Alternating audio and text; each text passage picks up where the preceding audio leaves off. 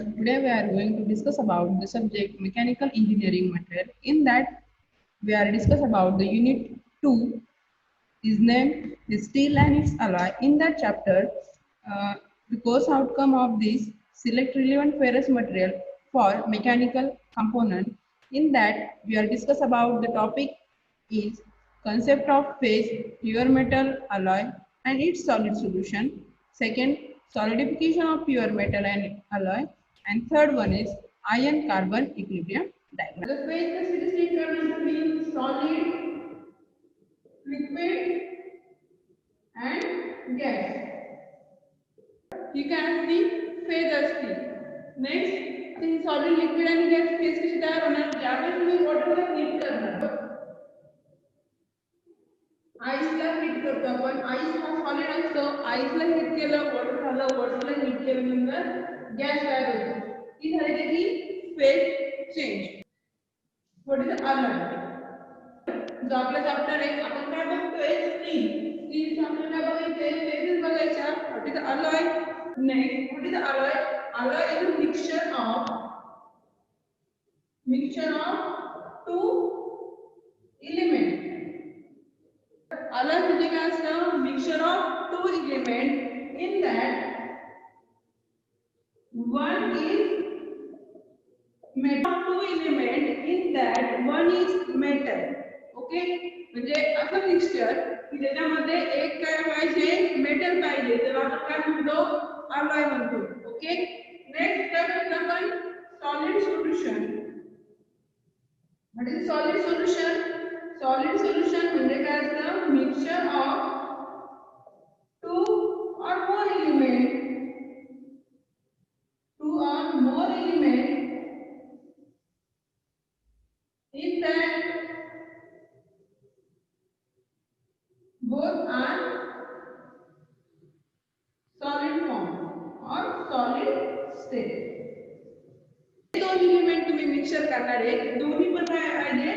Solid state मध्ये पाहिजे. बरोबर. तर आपण काय म्हणतो? सॉलिड असणार आहे. Liquid solution. लिक्विड सोल्युशन मध्ये काय असणार आहे? Same mixture of two or more element. In that both are liquid state. Types of solid solution.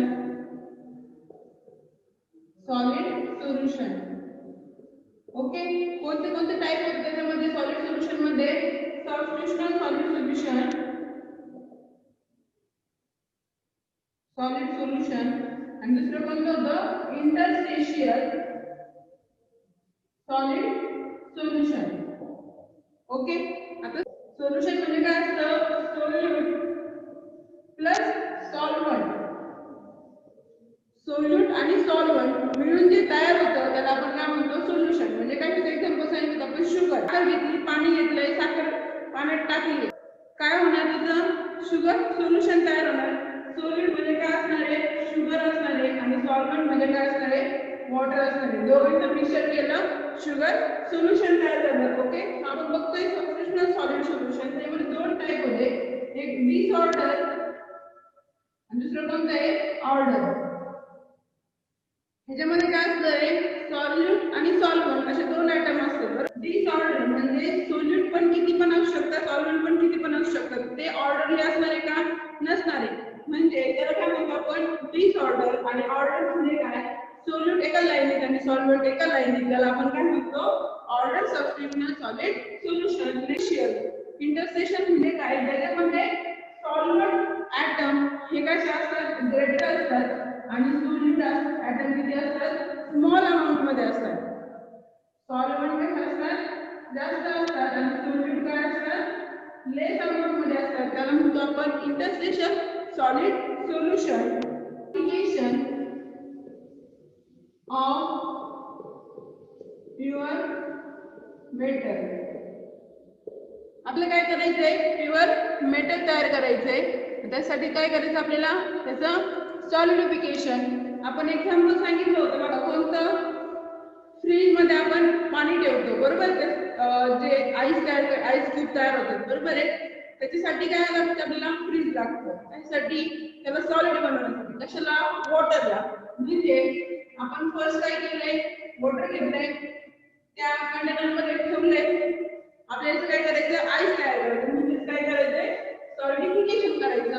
Okay, ते वॉटर म्हणजे आपलं काय झालं, मेटल, म्हणजे कसं असणार आहे, in liquid form. Okay, in liquid form मध्ये काय घेतलं आपण, लिक्विड फॉर्म म्हणजे कधी असेल, त्याला हीट दिल्यानंतर आपण हीट ट्रीटमेंट प्रोसेस बघितली बघा, नॉर्मलायझिंग, क्वेचिंग वगैरे, बरोबर आहे. त्याच्यामध्ये आपण फक्त त्याला हीट करत होतो, पण आपल्याला त्याच्यामध्ये काय करायचंय, मेल्ट करायचंय. काय करायचंय, मेल्ट, म्हणजे त्याचं पाणी करायचंय. ओके, याच्यामध्ये लिक्विड फॉर्म मध्ये काय घेतलंय आपण, मेटल घेतलंय. ओके, त्याला काय करायचं, आपल्याला सॉलिड करायचंय, म्हणजे त्याला काय करावं लागणार, आपल्याला कूल करावं लागेल. बरोबर आहे ना. ज्यावेळेस तुम्ही वॉटर फ्रीज मध्ये ठेवताय पाणी, बरोबर, फ्रीज मध्ये काय केलंय, पाणी ठेवलंय, लगेच त्याच्यामध्ये बर्फ तयार होईल का, नाही होत. त्याच्यामध्ये काय होईल, हळूहळू बर्फ तयार व्हायला सुरुवात होईल. छोट्या प्रमाणावरती क्रिस्टल तयार होतील त्याचे. नेक्स्ट स्टेजला काय होईल, पुढे जास्त बर्फ तयार होतील, मोठे मोठे तुकडे तयार होतील, बरोबर आहे की नाही. आणि नेक्स्ट स्टेजला काय होईल, पूर्ण त्याचा बर्फ तयार होईल. ओके, म्हणजे हा झाला त्याचा आईस क्यूब. ओके, ही जी प्रोसेस असते लिक्विड पासून सॉलिड बनवण्याची, तिला काय म्हणतो आपण, सॉलिडिफिकेशन. आपण हे कशात बघितलं एक्झाम्पल, तुम्ही लक्षात ठेवायचं, म्हणजे वॉटरच लक्षात ठेवायचं, वॉटर पासून आपल्याला बर्फ तयार करायचा आहे. म्हणजे तिथं हा लिक्विड फॉर्म मध्ये मेटल आहे, तो मेटल हळूहळू आपण त्याला काय केली आहे, कूलिंग पर्पज चालू केलंय, कूल करण्याचं काम चालू केलंय, कूल करण्याचं काम चालू केलंय. तर हळूहळू काय होईल, त्याच्यामध्ये छोटे छोटे क्रिस्टल तयार होतील. कशाचे, या मेटलचे. ओके, नेक्स्ट हळूहळू मेटलचे तुकडे मोठे मोठे तयार होईल, शेवटी काय होईल, आपला हा पूर्ण प्युअर मेटल तयार होईल. ओके, समजलं मला सॉलिडिफिकेशन, लिक्विड टू सॉलिड जी प्रोसेस होती कन्वर्ट करण्याची, त्या प्रोसेसला आपण म्हणतो सॉलिडिफिकेशन. ॲलोट्रॉपी, ॲलोट्रॉपी म्हणजे काय असतं, फेज चेंज. बट कोणती, सॉलिड टू लिक्विड. आपण याच्यामध्ये सॉलिडिफिकेशन मध्ये काय करतो, लिक्विड पासून सॉलिड तयार करतो. ॲलोट्रॉपी मध्ये काय करायचं, लिक्विड पासून सॉलिड पासून लिक्विड तयार करायचं. Okay, solid to liquid conversion, आणि कशाचं, मेटलचं. ओके, किंवा तुम्ही त्याला प्युअर मेटल म्हणू शकता. सॉलिड टू लिक्विड कन्वर्जन करायचंय, म्हणजे हा मेटल आहे, सॉलिड मेटल आहे, त्याला काय करायचं, आपल्याला कन्वर्जन लिक्विड मेटल मध्ये करायचंय. पण कसं करणार ते, ऍट सम टेम्परेचर. ओके, म्हणजे त्याला आपण टेम्परेचर दिल्यानंतर त्याचं कन्वर्जन लिक्विड मध्ये, म्हणजे सॉलिड मेटलला लिक्विड मेटल मध्ये कन्वर्ट करण्यासाठी जे टेम्परेचर लागतं, जे कन्वर्जन असतं सॉलिड टू लिक्विड कन्वर्जन होण्याचं, त्याला काय म्हणतो आपण, ॲलोट्रॉपी. सॉलिड टू लिक्विड मध्ये ज्यावेळेस कन्वर्जन होतं, त्यावेळेस त्याच्यामध्ये जी फेज तयार होतात, मग ती ऑस्टेनाइट असेल, फेराइट असेल, कोणती कोणती फेज तयार होती, त्या फेजला, कोणत्या फेजला काय म्हणायचं, अल्फा फेराइट म्हणायचं की बीसीसी म्हणायचं, एफसीसी म्हणायचं. बीसीसी आणि एफसीसी आपण बघितलं होतं बघा. बीसीसी म्हणजे काय, बॉडी सेंटर क्यूबिक क्रिस्टल. काय करायचं, सॉलिडचं कन्वर्जन लिक्विड मध्ये करायचं आपल्याला. काय करायचंय, सॉलिडचं कन्वर्जन लिक्विड मध्ये करायचं. कशाचं, प्युअर मेटलचं. ओके, म्हणजे एक मेटलचा तुकडा आहे, तो आपल्याला वितळवायचा आहे. मग त्याच्यामध्ये काय काय चेंज होतात हे काय करायचं, आपल्याला स्टडी करायचं. आपण फर्स्ट चॅप्टर मध्ये बघितले बघा, युनिट सेल, एक वस्तू तयार कशी होते, हा जो पेन आहे हा तयार कसा झाला, युनिट सेल असेल, त्याच्यात क्रिस्टल स्ट्रक्चर असेल, बरोबर आहे की नाही, फर्स्ट चॅप्टर. त्याच्यामध्ये आपल्याला काय करायचं, सॉलिडचं कन्वर्जन लिक्विड मध्ये करायचं, म्हणजे त्याला टाइम लागणार, नंतर टेम्परेचर लागतं. मग कोणत्या टेम्परेचरला किती काय होईल त्याच्यामध्ये कन्वर्जन होईल आपल्याला बघायचं. आता हा जो आहे आपला प्युअर मेटल, तो कशाला आहे, रूम टेम्परेचर. बरोबर, रूम टेम्परेचर म्हणजे किती, 25-27 चे असेल ते. ओके, रूम टेम्परेचरला ठेवलाय, त्यावेळेस त्याचं जे स्ट्रक्चर होतं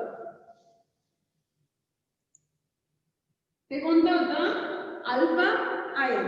याला म्हणतात अल्फा. Fe म्हणजे आयन, आणि त्याचं स्ट्रक्चर कोणतं होतं, स्ट्रक्चर बीसीसी. म्हणजे काय, बॉडी सेंटर देतो आपण त्यावेळेस, जेव्हा 912 डिग्री सेल्सिअस टेम्परेचर येतं म्हणजे किती 912 910 पर्यंत कोणता आहे अल्फा फेराइट आहे बरोबर 910 नंतर ज्यावेळेस तो हीट व्हायला सुरुवात होतो त्यावेळेस त्याचं जे क्रिस्टल स्ट्रक्चर असतं ते कोणतं असतं गॅमा आयन और त्याला आपण काय म्हणतो गॅमा ऑस्टेनाइट कोणतं गॅमा हे ऑस्टेनाइट असतं अल्फा हे फेराइट असतं ओके मग गॅमा मध्ये कोणतं स्ट्रक्चर तयार होतं एफसीसी म्हणजे कोणतं phase stator cubic crystal structure okay ज्यावेळेस कुठपर्यंत हिट होतो तो 912 पर्यंत पहिले हिट केलंय त्या रॉडला लगेच पाणी होईल का त्याचं नाही आतमध्ये हळूहळू त्याच्या क्रिस्टल स्ट्रक्चर मध्ये चेंज व्हायला सुरुवात होते म्हणजे हे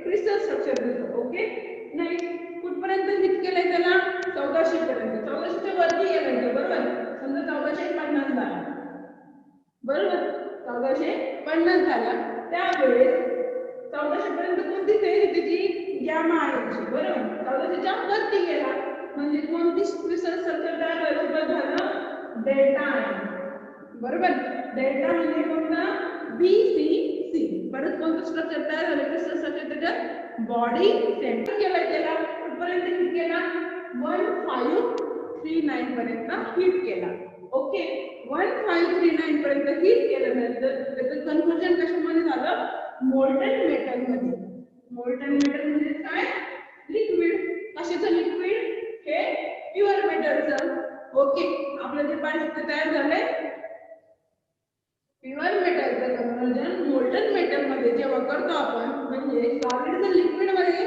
कन्व्हर्जन करतो त्यालाच काय म्हणतो आपण ॲलोट्रॉपी ओके